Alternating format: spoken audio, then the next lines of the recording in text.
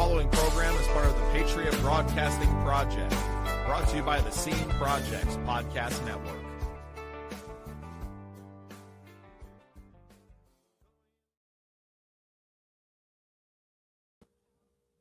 Welcome into the Patriot Broadcasting Project. I am your host, Bubba Startz, and with me today is Arizona State Legislative candidate, Barby Ingle. Barby, welcome to the show.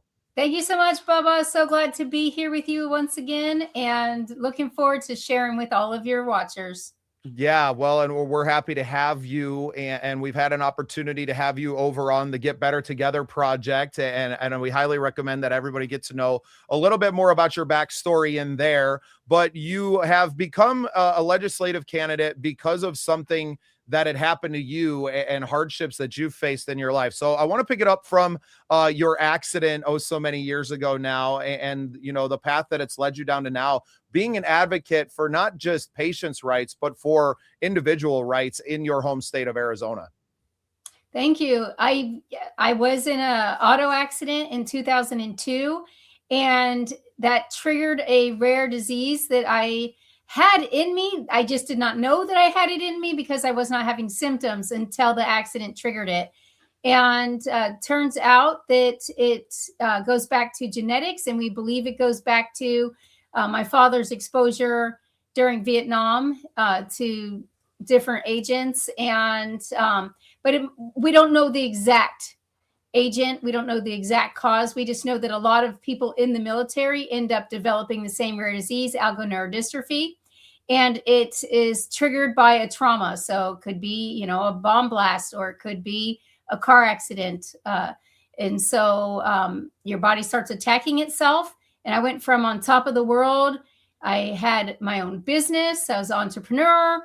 I was the head coach at Washington State University for the Spirit program, cheerleaders, dancers, mascot, and living my best life. And went from that down to bedbound, wheelchair bound, and had to rebuild my life and find a way to fulfill my earth purpose. And that led me into starting a nonprofit. It led me into working on legislation, and now into being a candidate for House of Representatives. I love that you not only became an advocate for yourself, which that was completely out of necessity, you know, battling a broken medical system and insurance system. And those two things are, you know, intricately interwoven at this point, yeah. But that you became an advocate for others. And even when you received a refund from your insurance company because you were going to save them a lot of money by paying out of pocket essentially for your own, you know, experimental treatment years ago, that when they gave you the refund, that you immediately turned around and invested that into your community and into other people that were facing a lot of the same struggles that you were. And I think that speaks a lot to the person that you are and what makes you an excellent candidate for representing others in your home state. Yes, I think it's important. I strongly believe in individualized care and also individualized freedom. And we need to be able to have the freedoms that were afforded to us in the Constitution by our founding fathers. And a lot of times, especially in healthcare, our rights get trampled on in many different aspects of our life, even with energy and the things that we want to do in everyday life. And it's going to be different for each of us. We should have the ability to live our best life and to have the pursuit of happiness and to have life and liberty. And our military is where that comes from. Both of my parents are military. My father-in-law is military, and they're all passed away now. But they showed us growing up, my parents showed me that our freedom and liberty comes from the service and sacrifice of those who served our country, all of our country back, 250 years ago and up through today. And so it's definitely something that weighs heavy on me. And I want to make sure that I never infringe on somebody else's rights to freedom and liberty. Well, and you talked about the rights that are being trampled on, and sometimes in the medical field, it's done outside of the patient's, hospital room, and it's done behind closed doors, and not necessarily always by doctors, but by administrators and people who are writing insurance policies. And it's atrocious the way that our patients are treated. People are sick and need help, and these people who are more concerned about counting pennies and stashing them away in their own bank accounts are in control of people's right to a happy and healthy life. Absolutely. And I can tell you one of the things that really gets me, my father-in-law was living here in Arizona nearby, and he was going through throat cancer. And he kept getting his VA appointments pushed back month after month. They would send him a new, schedule of what his appointment was going to be, and they kept postponing it. And finally, after about 3 reschedules, he went in person and said, "What is going on? Why am I being rescheduled?" And they said, "We are not allowed to talk about it. But if you turn around and look at the waiting room, you'll see what's going on." And it was because the illegals were being treated through our VA system on the federal level, taking our resources that should have been going to our veterans and to our military, and using that to pay for illegals to get care. Those are the kind of decisions. When insurance companies say, "Oh, we can't do step therapy this way. We're going to make a loophole and make it so that we don't pay for your treatment." As you said, I shared in our other segment on Getting Better Together, they were doing similar to me. They were railroading me through the process of getting access to care. And it's something that we have to be paying attention to, especially for our veterans, but for everybody that is here doing it correctly, thinking that your insurance company is supporting you and backing you, thinking that our VA is supporting you and backing our military, knowing that there's pitfalls. And I'm glad now that our veterans are able to leave the VA system and go out into the regular medical professionals' offices and get the care that they need. That was something that needed to happen to help fix that breakdown in the system. But we also need that for all individuals that are trying to do the right thing and work through a broken healthcare system and insurance system to find that access. And it's really important to me, especially for our veterans. I think they deserve treatment over regular civilians because of the service and sacrifice that they have given. Well, at least deserve to be treated as such and not less than, for Right. certain. And I couldn't agree with you more. Obviously, Operation Combating Veterans Suicide is a organization that I'm very close to and have a role inside of the organization as well. To hear the stories that you're telling, especially of your, father-in-law who's battling cancer, to how is this man not a priority? He has given everything to this country, and to hear that people who are not even from here, I think, is appalling to anyone that hears that. Yeah. People didn't know that it was happening, but as a future legislator, it's something that absolutely has to be fixed. And we're making steps, we're chipping away at it. A lot of times from other legislators I've seen, when I put a bill together, I want a single issue bill, but I want to fix the things that are broken. And they want a single issue bill that fixes one thing at a time. And to fix what we need fixed, it's going to take us to go in with a velvet hammer and fix multiple areas so that there isn't loopholes and isn't other ways around what needs to happen. And situations like what my father-in-law faced. He's a 3-time Purple Heart recipient, and he's now buried in Arlington National Cemetery, just down the road from where my mother is, with special honors. And when they were living is when they should have been receiving those honors and awards and healthcare. And it shouldn't have been going to illegals that broke the law to come into our country. And I'm saying that as someone who was born in another country. I was born in Bangkok, Thailand, and I had dual citizenship with both of my parents being military. I was born off base. I had to give up my Thai citizenship. Now they let you keep it, but back in the 70s, you had to give it up I had to swear when I was 12 to be a good American in front of a judge with my hand up in the air. I promised to be a good American and make that pledge. I think that the people who sacrificed their lives for us should have priority over another American and even an illegal to get the care that they need. And so it's something that I will be pushing for as the legislator. Well, and that's good. Well, and I'd like you to speak a little bit more about that. We've covered a little bit, obviously, your advocacy for individual rights, but speak a little bit more about your platform that you're running on in your legislative campaign. My platform is faith, family, and freedom in the Constitution. Faith, God guides me in everything that I do in life. Family and community go together for me.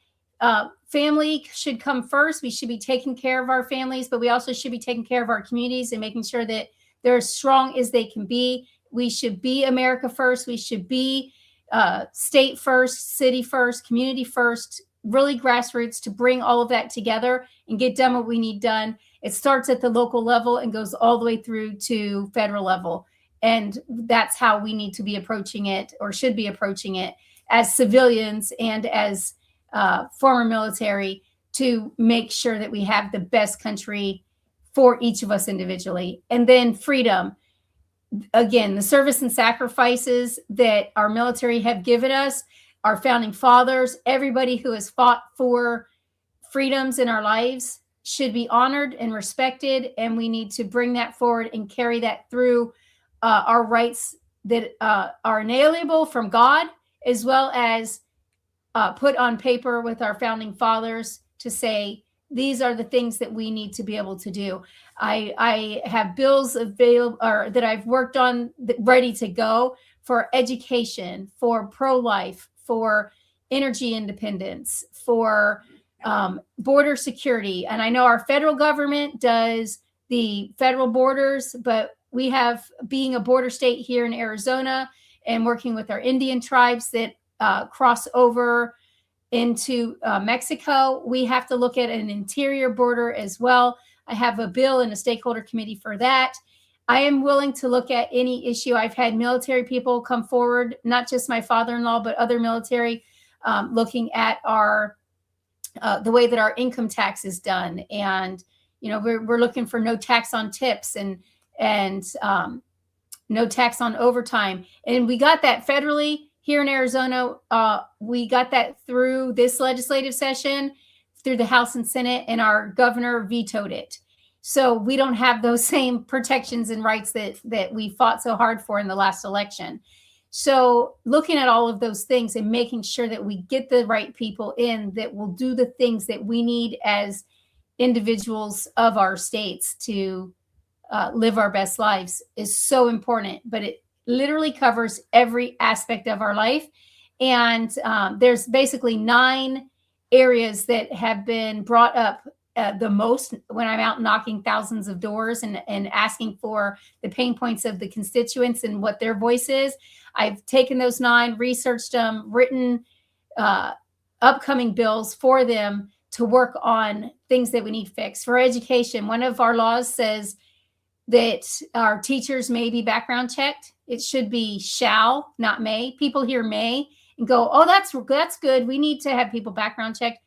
Well, if you want to be working with our kids and you're a parking attendant, a front office staff, a cafeteria worker, we need to know who is working with our kiddos. And so if you want that type of job, you go through the background check, and it gives us a little bit of knowledge about who you are. You don't want to do a background check?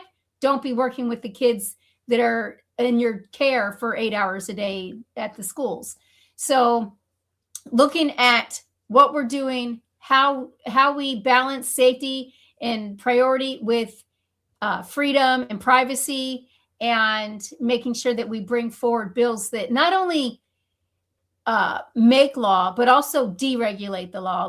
This last 2025, I worked on 16 deregulations with RFK's team to take away laws that are impeding our daily life and our freedoms and liberties, and giving people more freedom, and making sure that we have access to the things we need access to. So for me, it's not all about having a bill. It's about what the core of the bill does. Is it constitutional, and does it give people more access to the proper freedoms and liberties that they should have? And I can also promise I am a strong Second Amendment believer. I believe that no one will take my guns, and I will not take your guns, and I will not pass any laws that take away the freedoms of any of the Constitution or the Bill of Rights or the 27 amendments of the Constitution. So that is where I am coming from. That covers it pretty well. Barbie, I know that you've had a fair amount of success from the outside, having some of the bills that you've written that are enacted into law now and have been brought to the table, through the process. You're very familiar with the process of getting legislation passed now. Are you at all worried about now stepping into the arena that because of your, when elected, that you would be now a voting member? Are you worried that the politics and the games that are played behind closed doors in the chamber are going to affect your ability to get legislation passed?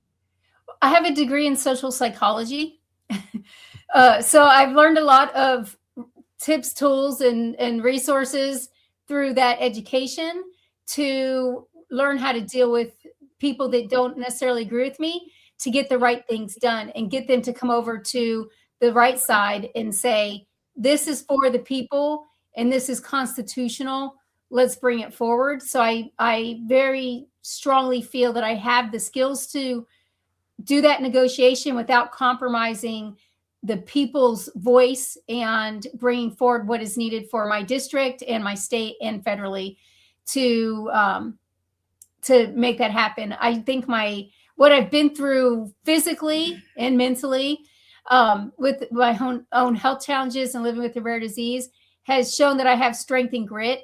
I've had people when I've been out texting saying, one guy said, I'm going to come to your house with my gun. And I said, I'll meet you on the porch with mine. And, I think that I have enough grit and strength and backbone that I will not get pulled into the dirty backroom deals, that I can stand up and say, this is right for the people and I'm going to stand strong in it. And this is why I think you should join me. And I think that I can be persuasive enough to get enough people in the legislature to do the right thing, to get the right laws and bills passed. And I also have teamed up and talked to local representatives on the town councils and school boards and sheriff's departments, as well as federal level congressmen and senators and congresswomen, to make sure that we're all working together to get what we need. And when an issue is a local issue that a constituent brings to me, to say, this is a local issue, this is something you need to bring to your board of supervisors, or to, this particular town council, or whatever it is that is affecting their life to be lived in the proper way. So being able to negotiate, being able to communicate, and being able to say, this is where it needs to go to get the best outcome. We had a town in my district that said, we had a board of supervisors meeting, but they saved us to a 4-hour meeting. They saved us to the last few minutes. And then they said, we can have 3 people speak on this issue, 3 people speak against. The voices didn't get heard. Hearing that, in my mind, I said, I need to get this into a bigger area. It's in a silo. More people need to know about the challenge that they're having and bring it into the public eye. And am using my network to have open forums where they can come on and share their voice and talk about how what the Board of Supervisors wants to do is going to affect their daily life, and get their side of the story out so that more people can see, understand, and know. And in doing that, hopefully encourage and motivate other people to come forward. Even at the legislature, I will need the people that voted me in to come down and say, this is an issue that Representative Ingle has brought forward because she knocked on my door, and I am being affected in this way in my life, taking away my constitutional rights on a state and federal level. how do we fix it? And having the other legislators that don't necessarily agree and or are traditional candidates. I'm a clean elections candidate. I don't take money from PACs or lobbyists or corporations. One, I think that shows that I'm willing to work with everybody as well as not be bought. I had a lobbyist say, if you pass my bill without reading it, or it's not pass it, but get it sponsored, we'll make sure that your campaign is fully funded and you have no issues. And I left that meeting saying, I can't do that. I need to read the bill, research the bill, and make sure it doesn't hurt my people. And a lot of legislators will take the money and take the bill forward.